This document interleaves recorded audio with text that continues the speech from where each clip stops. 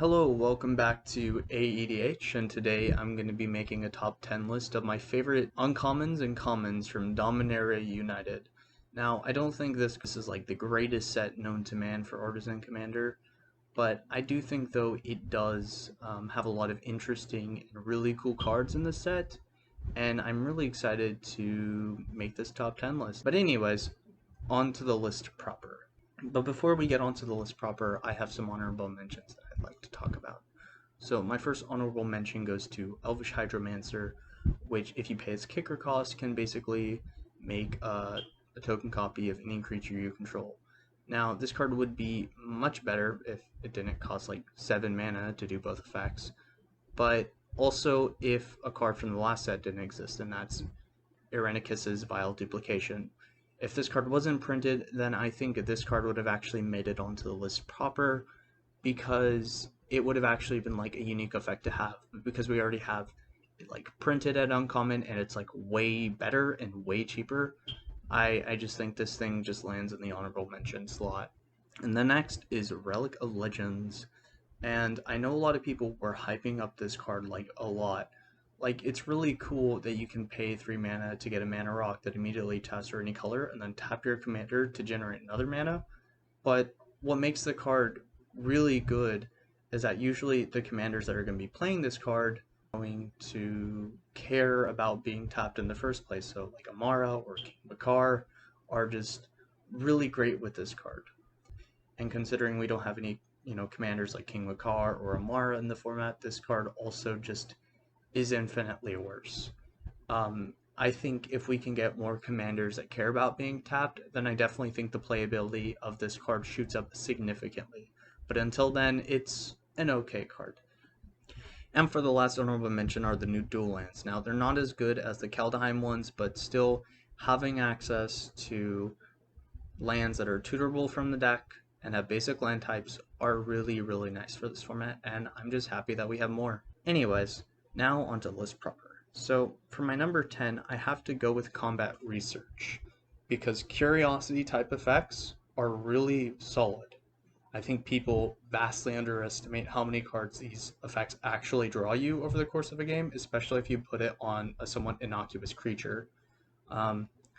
And I also really like just having the flexibility of being able to enchant this onto your commander to give it a pump and Ward 1, which isn't nothing. There are going to be times when people aren't going to really want to be paying that extra mana to remove your commander.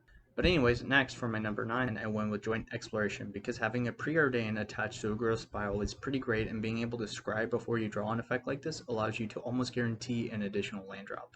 Really solid, nothing splashy, but good nonetheless, and I think it's almost like an auto-include in every single Simic deck. And next for my number 8, I have 2 cards in the slot, those being Shield Wall Sentinel and Wingmantle Chaplain. Shield Wall Sentinel is basically an auto-include in any Defender's Matter deck, as being able to search for the right combo piece is invaluable, and it also being a defender itself is also really big, because it makes your Overgrown Battlements and your Axebane Guardians significantly better. And on the flip side, Wingmantle Chaplain might not be as powerful or as flexible as Shield Wall Sentinel, but being able to generate an army of 1/1 flyers when it ETBs and makes each of your defenders like ETB with an additional 1/1 flyer is a really powerful effect that shouldn't be overlooked.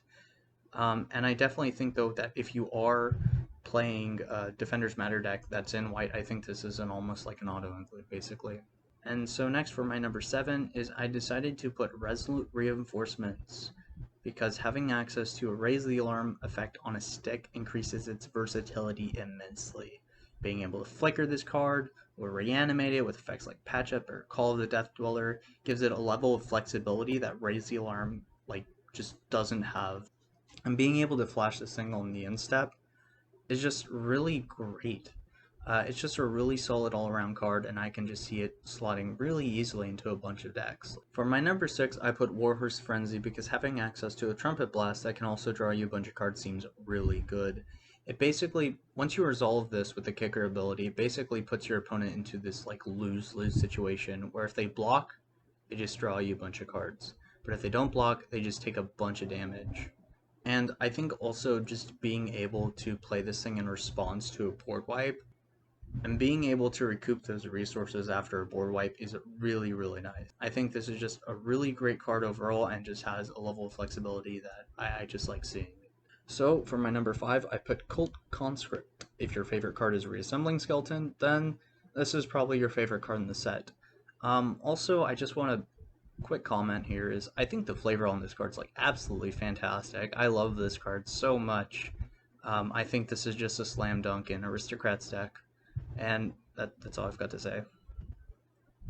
And for my number 4, I have Twinferno. I think having access to another double cast effect is really good, but also having the versatility of being able to give a creature double strike is also something that you shouldn't like scoff at. It can come up, and it probably will come up. Overall, I think this is a really cool card and just a welcome addition. Play this in your Spellslinger decks.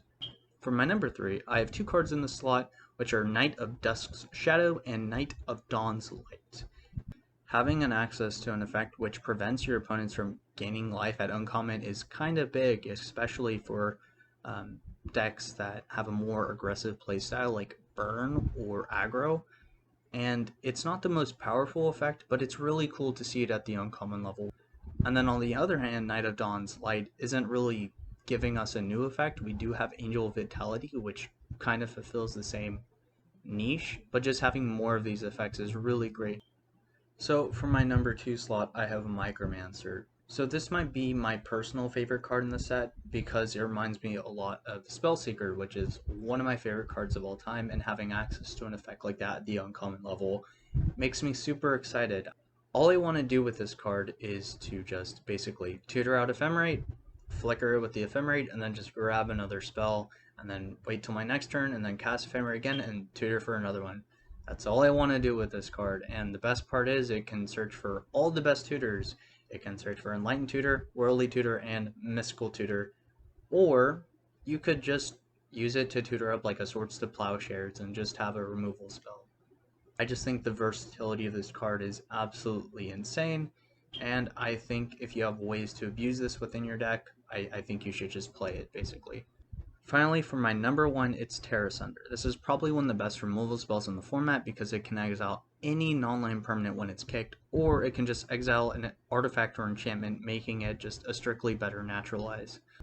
I think just having access to an uncommon version of Utter End is super cool for this format. I don't think it outright replaces Mortality Spear, because I think if you can gain the life, Mortality Spear is going to be better because it just costs 2 mana. Sure, it doesn't exile, but the difference between 2 mana and 4 mana is massive.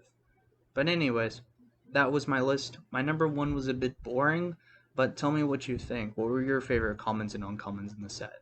I hope you enjoyed the video and have a great day. Also, remember to like and subscribe for more AEDH content, and have a great day.